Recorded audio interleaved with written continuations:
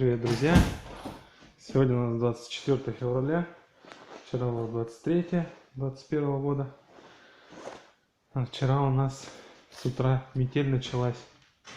Сегодня вот намело немного.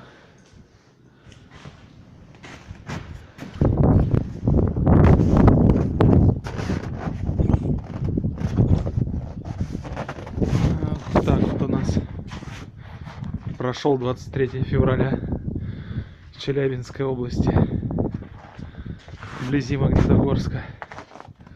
Ветер, на дорогах вообще переметы.